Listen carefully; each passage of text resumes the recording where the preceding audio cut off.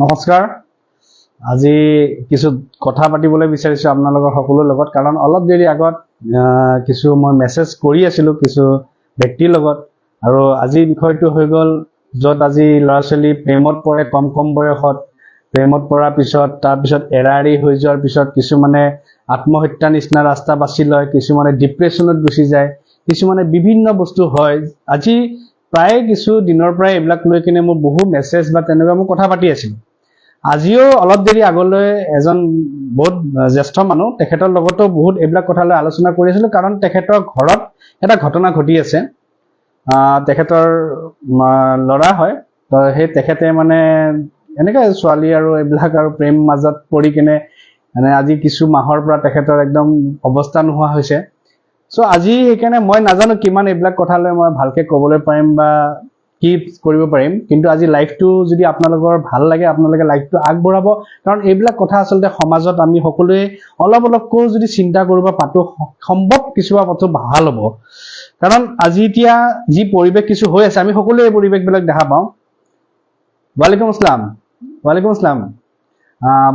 বহুত কিছু তেনেকুৱা পৰিৱেশ দেখা পাওঁ য'ত আপোনাৰ সৰু ল'ৰা ছোৱালী আজি তাৰিখত প্ৰেমত পৰাৰ পিছত কিবা কাৰণত তেখেতৰ মাজত এৰা এৰি হোৱাৰ পিছত কিছুমান আত্মহত্যা নিচিনা ৰাস্তা বাছি লয়, কিছুমান বৰ বেয়া মানে তেখেত ডিপ্ৰেশ্যনত গুচি যাব, পঢ়া শুনা বাদ দি দিব বা মদ ভাং কিবা কিবি বিভিন্ন বস্তুত গুচি যায়।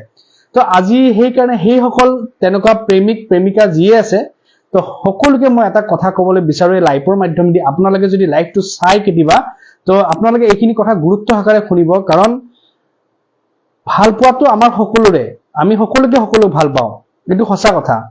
সকলো বস্তুকে আমি ভাল পাওঁ, এইটোও সঁচা কথা। কিন্তু তাৰ কাৰণে কোনোবাই যদি আমাক প্ৰতাৰণা কৰিলে বা কোনোবাই আমাক এৰি থৈ গ'ল, তাৰ কাৰণে যদি আমি আত্মহত্যা নিচিনা ৰাস্তা বাছি লওঁ বা আমি যদি ডিপ্ৰেশ্যনত পৰি থাকো বা যদি আমি মদ ভাঙৰ নিচিনা মানে ৰাস্তাত যদি আমি ভ্ৰমণ কৰো, তেতিয়া কেতিয়াও আমি ছাকচেছ নহওঁ। আজি মই এটা কথা ক'ব বিচাৰো সকলোকে, যিসকল এনেকুৱা ধৰণৰ প্ৰেমিকা আছে যাৰ এনেকুৱা কিছু ঘটনা হয় জীৱনত, কিছুমানে কাৰোবাক সেটেল নোহোৱাৰ কাৰণে এৰি থৈ গুচি যায়, কিছুমানৰ কাম কাজ নোহোৱাৰ কাৰণে এৰি থৈ গুচি যায়, কিছুমানৰ কিবা বিভিন্ন কাৰণত বিভিন্ন এৰা এৰি হৈ থাকে। তো এই যে এৰা এৰি হয় তাৰ পিছত দুখ কৰিব নালাগে। মোৰ হিচাপত দুখ আহিব, যিমান মই ক'লেওতো এইটো মানে কোনোৱে গ্ৰহণ কৰিব নোৱাৰিব, কিন্তু সঁচা কথা এইটোৱে কৈছো কি দুখ নকৰিব। এইটো বস্তু ভাবিব কি যদি আপোনালোকক এৰি থৈ যাব পাৰিছে, বেলেগ এজনৰ লগত যদি তেখেতে যাব পাৰিছে, তে আপুনিও এজন বেলেগৰ লগত জীয়াব পাৰিব, হয়নে নহয়? আপুনি তাৰ কাৰণে কিয় নিজৰ জীৱনটো শেষ কৰিব, যোনজন মানুহৰ কাৰণে আপোনাৰ কোনো ধৰণৰ ভেলু নাই। মানে আপুনি যদি মৰিও যায় বা আপুনি যদি ডিপ্ৰেশ্যনতে ভুগি যায়, আপুনি যদি কালিলৈ মদ চদ খাই ৰাস্তাত পৰি থাকে, সেই মানুহজনৰ কোনো আপোনাৰ প্ৰতি মানে একো ফিলিং নাই, তেতিয়া সেই মানুহজনৰ কাৰণে নিজক বৰবাদ কৰা কিবা আপোনাৰ মানে সেইটো কোনটো চাইডৰ পৰা ভাল হয়, কোনো চাইডৰ পৰা ভাল নহয়। আৰু এটা কথা মই সদায় কওঁ যে যেতিয়া আপোনালোকক কোনোবাই যদি তেনেকুৱা প্ৰতাৰণা কৰিছে বা আপোনালোকক যদি কোনোবাই তেনেকে এৰি থৈ গৈছে, দুখ কৰিছে, তেতিয়াহ'লে ৰিভেঞ্জ লওক। একদম চিধা কথাত কৈছো, ৰিভেঞ্জ লওক। আৰু ৰিভেঞ্জ মানে এতিয়া নহয় আকৌ যে তেখেতক ব্যক্তিগত আপুনি যাই মাৰিব বা আপুনি শাৰীৰিক হিচাপে তেখেতক অত্যাচাৰ কৰিব, সেই কথাষাৰ নহয়। ৰিভেঞ্জ মানে কি, আপুনি তেখেতৰ আগত নিজক এজন ভাল মানুহ হৈ কিনে দেখাই দিয়ক।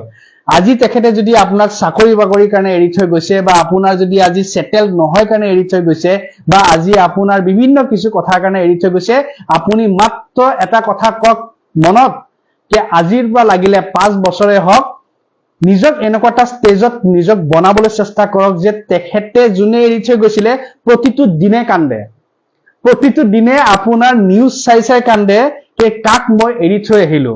আৰু সেইটো কয় আচল ৰিভেঞ্জ, আৰু সেইটো কয় আপোনাৰ ছাকচেছ, আৰু সেইটো কয় সেই ব্যক্তিজনক ৰিয়েলাইজ কৰাই দিবৰ কাৰণে যে তেখেতৰ কি ভুল কাম কৰিছে। কিন্তু যদি আজি আপুনি মৰি যায়, কিন্তু আজি আপুনি যদি নিজক ডিপ্ৰেশ্যনত পেলাই দিয়ে, যদি আজি আপুনি মদৰ ৰাস্তাত গুচি যায়, ভাঙৰ ৰাস্তাত গুচি যায়, সেই ব্যক্তিজনে হাঁহিব যে মই ঠিক ডিচিজন লৈছিলো যে এইজন মোৰ জীৱনৰ কাৰণে উপযুক্ত নহয়, ভালে হ'ল ইয়াক এৰি থৈ গুচি আহিলো।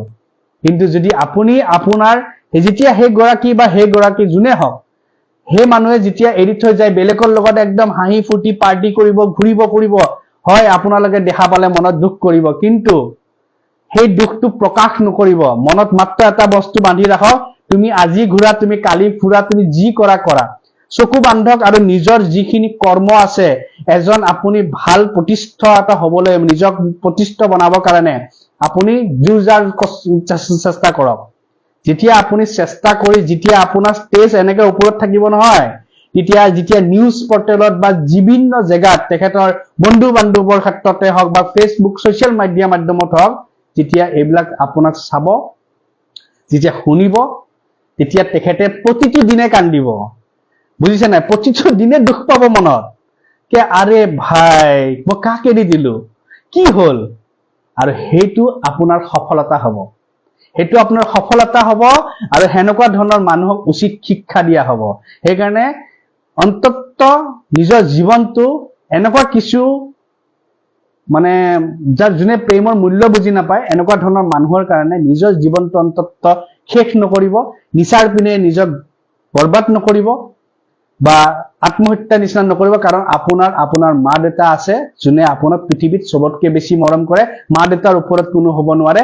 এটাই বস্তু মনত ৰাখি চলিব, যে সেই মা দেউতা আছে যোনে কেতিয়াও আপোনাক কোনো জেগাত এৰি নিদিয়ে। তেখেতৰ সমান মৰম আপোনাক কোনো কৰিব নোৱাৰে। তো কালি পৰহি কোনোবা এটা মৰমৰ কাৰণে আত্মহত্যা কিয় কৰিব? নিজৰ মাতৃ পিতৃক কোনে চাব, সেইটো কথা মনত কৰিব। সেই মাতৃ পিতৃ মৰমৰ কথা মনত কৰিব। আৰু সেই মাতৃ পিতৃৰ কাৰণে নিজক এনেকুৱা ধৰণৰ সিদ্ধান্ত কেতিয়াও নলব।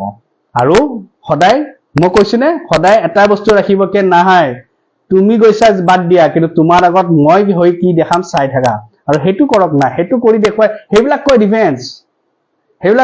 তুমি মোক এৰিছে পিছে বাদ দিয়া, এতিয়া তোমাৰ আগত মই অমুকটো বনি দিছো, সেইটোক কয় ডিফেন্স। তেখেতে যাক ভাল পাবলৈ গৈছে বা যাৰ লগত আছে, তেখেততকৈ নিজক এক কদম ওপৰত বনাই দিয়া, হৈ গল। তেখেত এনেই কান্দি কান্দি মৰি যাব, আৰে ভাই মই কাক এৰি দিলো। সেইবিলাক কয় ডিফেন্স।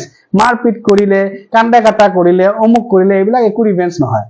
কি হব? অলপ দেৰিৰ পিছত চব পাহৰি যাব। কিন্তু যেতিয়া নিজক সাকসেসফুল হৈ কিনে দেখাব আপোনালোকে, চাব প্ৰতিটো দিনে কান্দিব। তো মই ইমান নাজানো এইবিলাক বিষয়ে, ইমান কবলৈ বা ইমান নাজানো।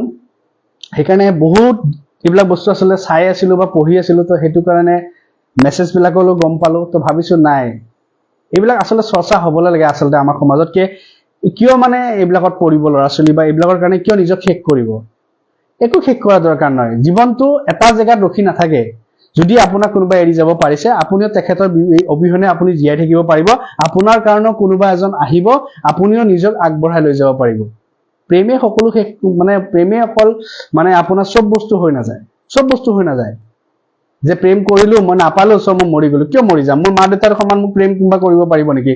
মোৰ ভাই ককাই সমান বা মোৰ বন্ধু বান্ধৱৰ সমান প্ৰেম কোনোবা কৰিব পাৰিব নেকি? নোৱাৰে। তেখেতসকলৰ কাৰণে জীয়াই থাকিম, তেখেতৰ কাৰণে নিজক আগবঢ়াই লৈ যাম, ভাল এজন প্ৰতিষ্ঠিত হৈ কিনে, এজন ভাল মানুহ হৈ কিনে ওলাম, বাছ। তো তেতিয়া আপোনাৰ কাৰণে লাইন লাগিব। তো সেইখিনিয়ে কথা। তো বেছি মই এইবিলাক নাজানিম। তো ৰাহুল আমিন, ধন্যবাদ, থেংক ইউ so মাচ। বাকী সকলোৱে এইটো আচলতে কথাত মই ইমান ভালকে নাজানো। চি চৰকাৰ, হাই আৰু কোনে দিছে, কোনে দিছে? মেছেজ কৰি আছে, চাওঁ মেছেজ বিলাক মোৰ তাত পুৰা। আবু হাসান আসলাম, ওয়ালাইকুম আসসালাম ভাই।